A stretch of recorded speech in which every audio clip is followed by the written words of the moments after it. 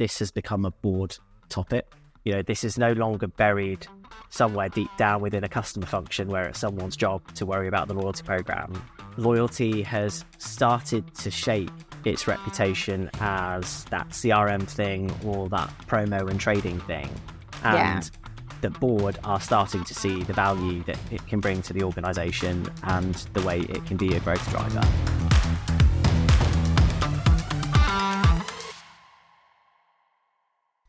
Hi everyone, welcome to Antavo Loyalty Stories. I'm Michelle Ellicott-Taylor, Head of Global Partnerships at Antavo.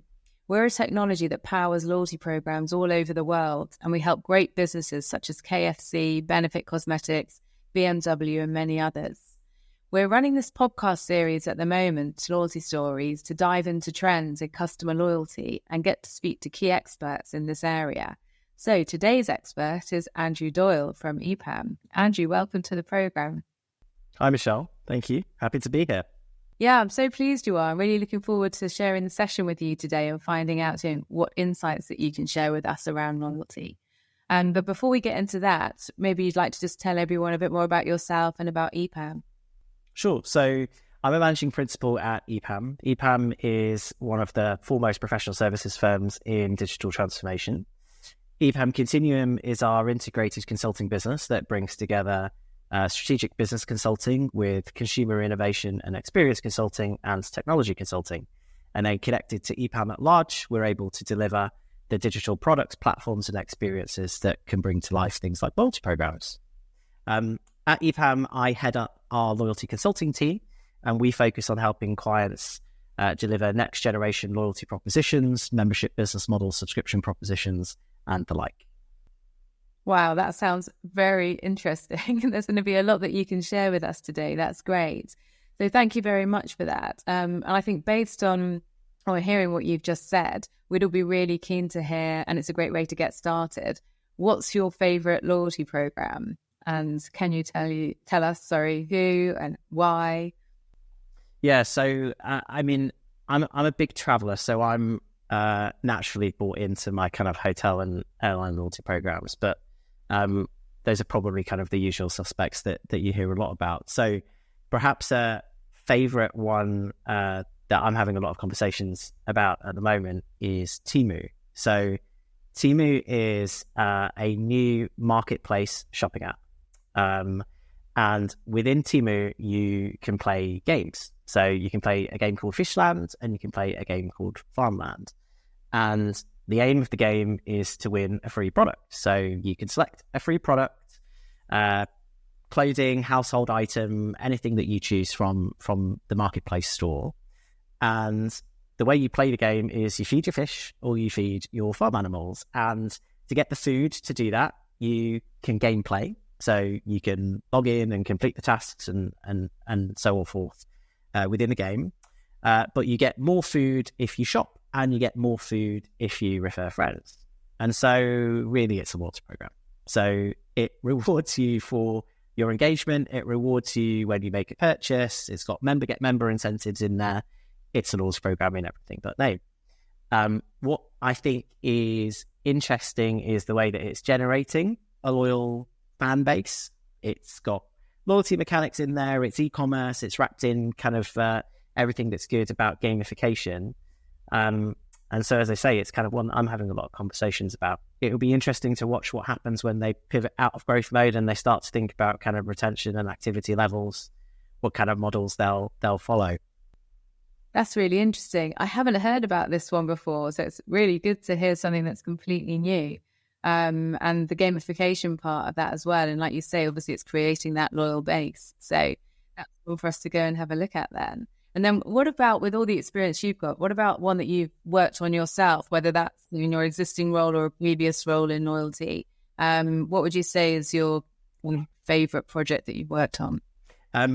Everything has its favourite moments for sure. But the one that takes the top spot for me is the delivery of Asda Rewards.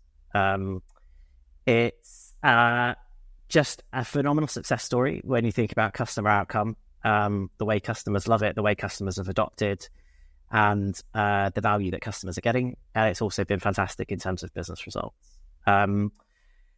It's also a favorite because it's kind of one of those once in a generation opportunities to bring to life a loyalty proposition in an industry that has been at it for a long time. So competitors have had loyalty programs for kind of 2 decades or more.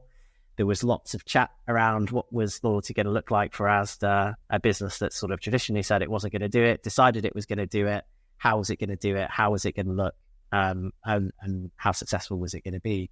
So it was a real privilege for my team and I to be involved and to tackle everything from those early questions around what loyalty would look like, what the right model was, how we should proceed, through to standing in stores when it was launched and helping to run it for the first 6 months as the team was embedded.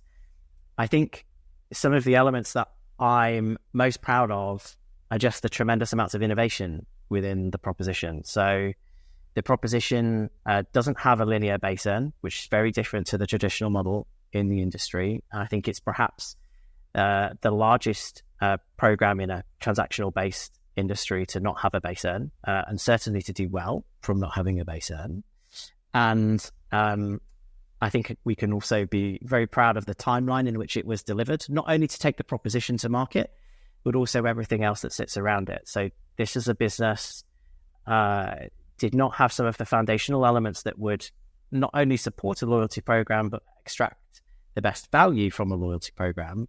That all had to be put in place to kind of bring the organization along a journey towards data-driven modern retailing. And to do all of that and see all of the great results, how could I not be proud?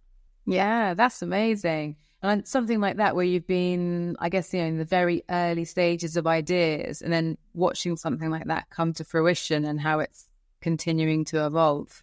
Yeah, and it's quite unique actually to see how much of the original concept actually made it to market. Quite a lot of the time there can be some great innovative ideas, but what comes to market looks a little bit more normal. There's a bit of kind of playing it safe. One of the things which all of the leaders involved should take credit in, I think, is being brave in carrying forward the innovation and not following the sector.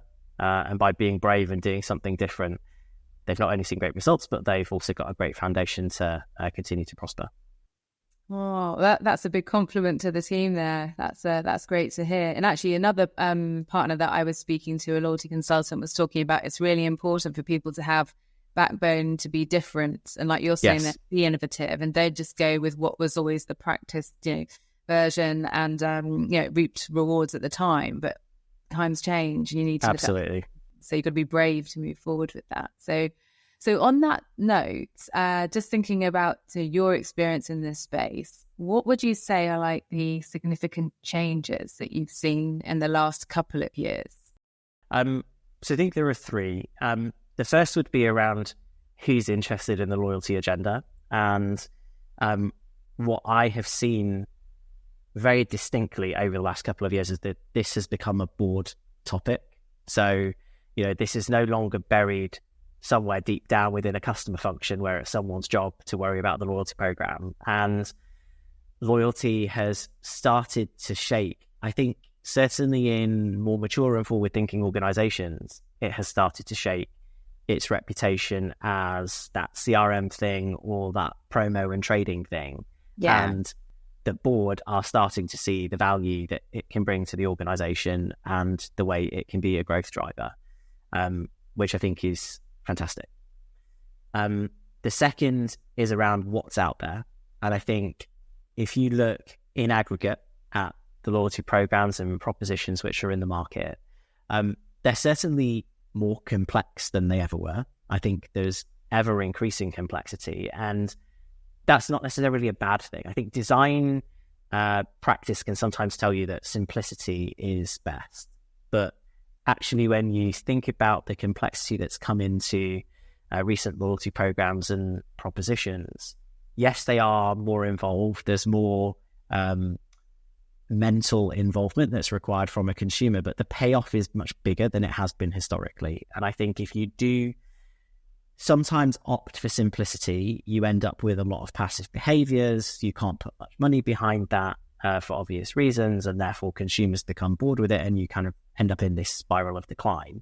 So this era of more complex, more involved, but more valuable programs, I think, is likely to continue. And then the third change that I've seen is more in how programs are being executed. And I think we're seeing the resurgence of partnerships. I think, the saying that everything goes in cycles, I think this is one of those things. I think they're back. A decade or more ago, it was an incredibly popular thing to do, and you had the large partnership programs and coalition programs and so on.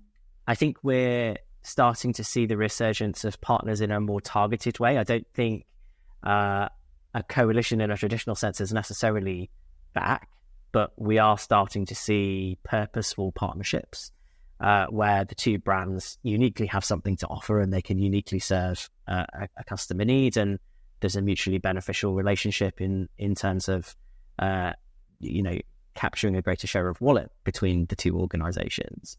And so we're starting to see some of those partnerships come back, and I think more organizations will be thinking quite hard about partnerships and whether it's right for them.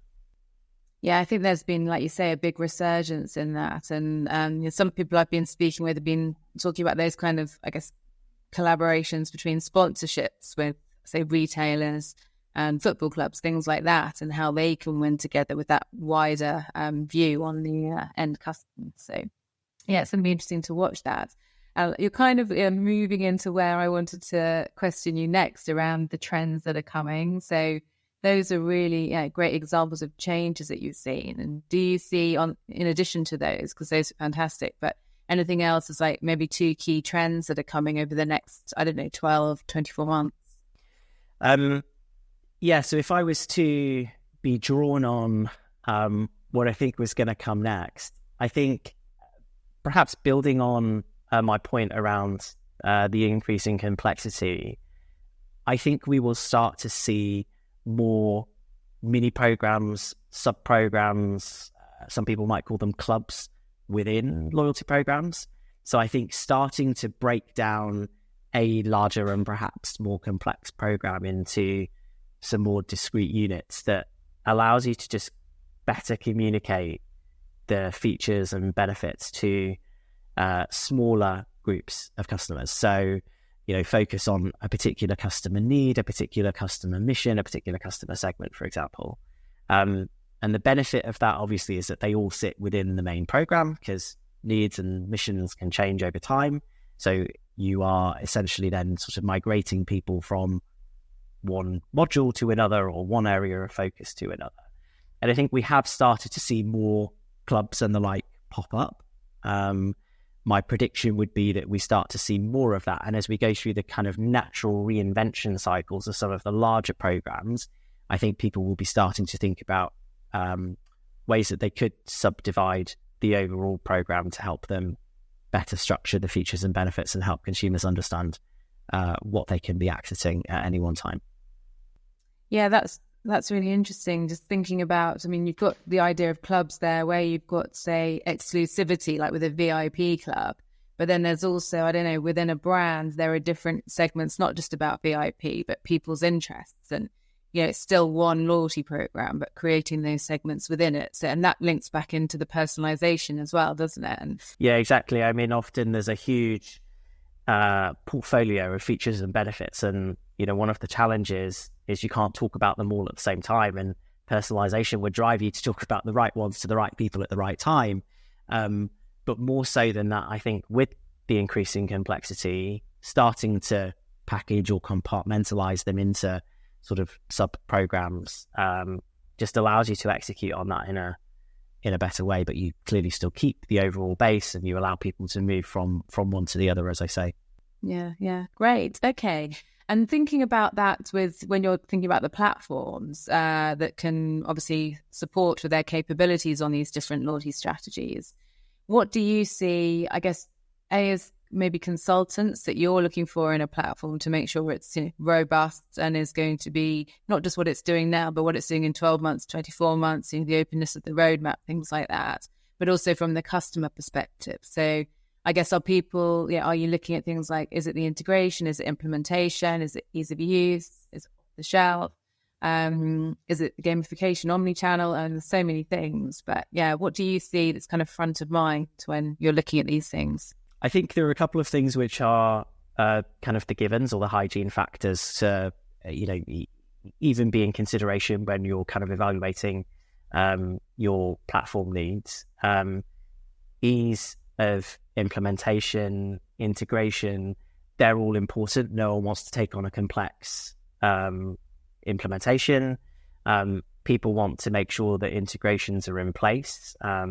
Organizations, through the various stages of the digital transformations, have made large and strategic investments in multiple platforms in and around the customer space. So whether that's e-commerce, whether that's around CRM, for example, they always want to see that the next investment that they're making, and if that next investment is in launching a loyalty program or replatforming their loyalty program, they want to see that it's complementary. They want to see that it's going to work with what they've already put in place. They've invested time, money, corporate focus in making that work.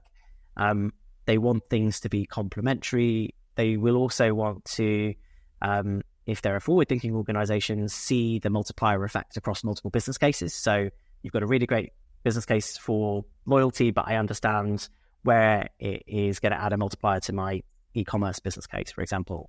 So those are kind of almost the givens. Then I think, bringing innovation and continuous innovation within the platform is important. You almost want to have more in the platform than you're planning to launch in your program, because you have to have a really good roadmap in terms of where you want to go.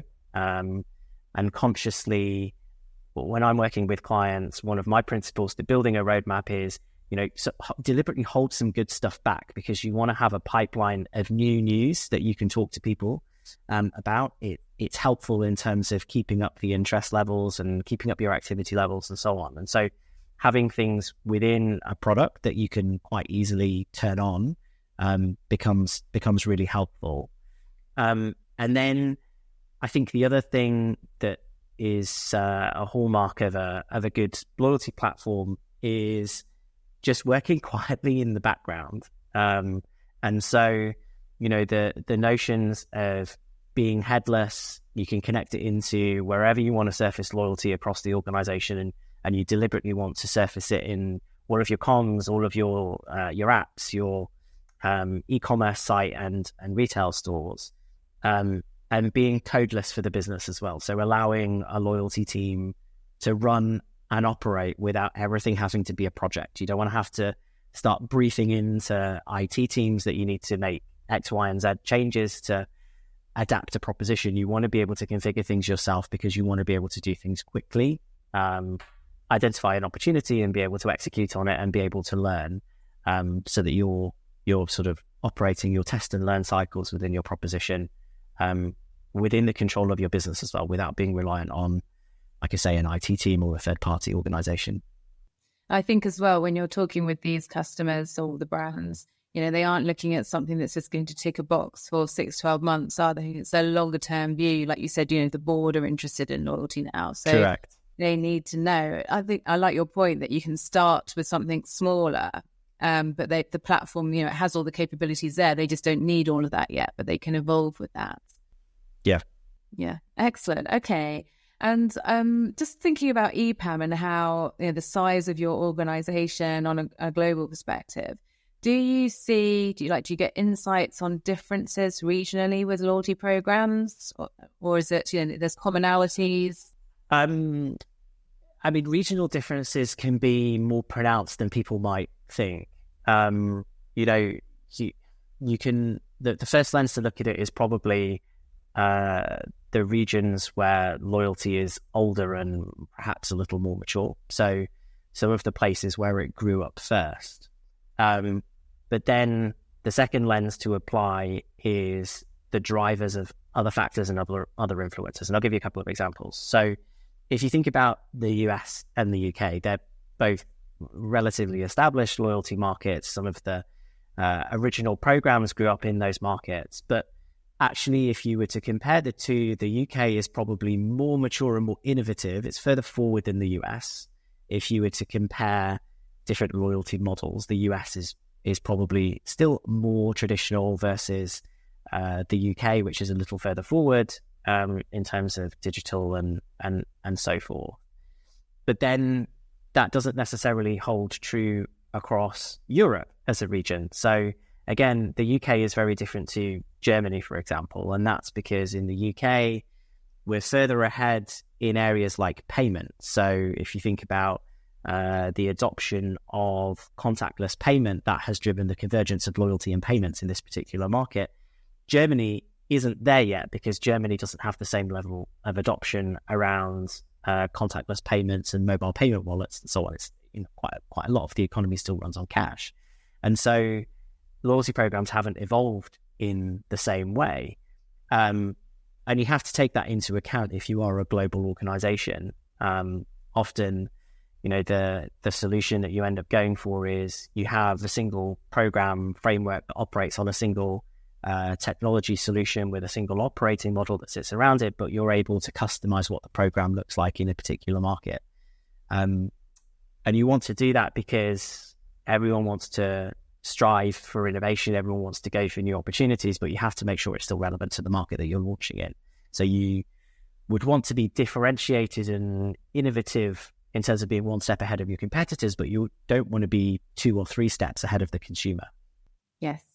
And I think as well, you're bearing in mind that a brand who's operating on a global basis, they've got to be conscious that just something that's working for them in the UK isn't necessarily going to work in APAC. They've got to see what that market is responding Exactly. to. Yeah. Okay. And with the huge amount of opportunities that EPAM as a global business work with, where are you seeing that the assignments from a loyalty perspective are coming from? So is it, so you mentioned the board level, you mentioned that a couple of times now. So are there more senior people involved? Are you still seeing it's coming from, say, the CMO or the head of loyalty? Is there a mix? It's interesting to get a picture. Yeah, so I as I say, it is a board topic. But then if you to look at, where in the board is the brief coming from, to your question. So is it still coming from the CMO? In the more mature organizations, it will come from the CMO, because that is where loyalty has traditionally kind of grown up, and it's still where it sits.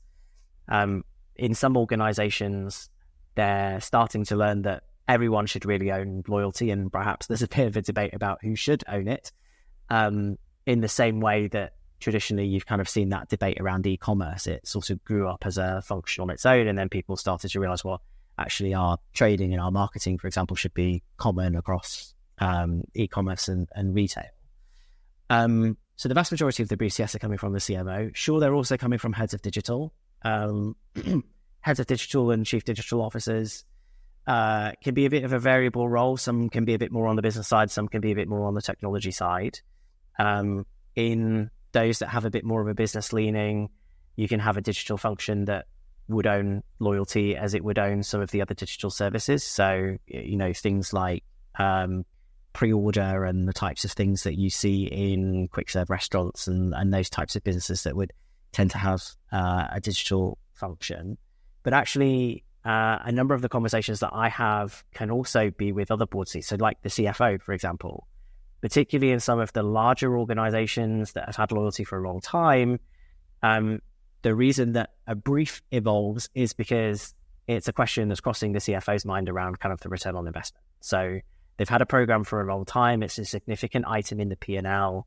They're looking for some guidance on whether the shape of the P&L looks right. Do the costs look right? Are they evaluating the benefit in the correct way? And that can then drive back into a brief around, how would we optimize or reinvent our program? And so I think it is still predominantly coming from the CMO. It can come from other board seats. I think the factor that determines that is where is the organization and what's it trying to achieve at that particular point in time. Yeah, like you say, the size of it, the maturity of the business. But the point about CFO, that's been quite common actually, that they are getting more involved because they are assessing, the existing programs and looking at that ROI basically. So they're getting closer to the decision making on the implementation on these kind of campaigns.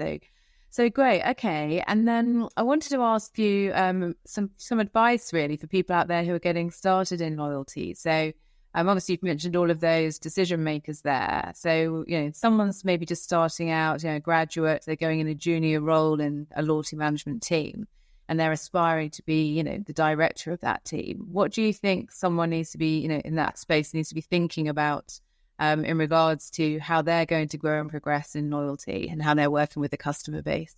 Yeah, I think my biggest piece of advice would be learn to speak two languages. Learn to speak the language of brand and learn to speak the language of commercial, because wherever that person sits, they will report through a customer or a brand function, or more of a commercial or a trading function.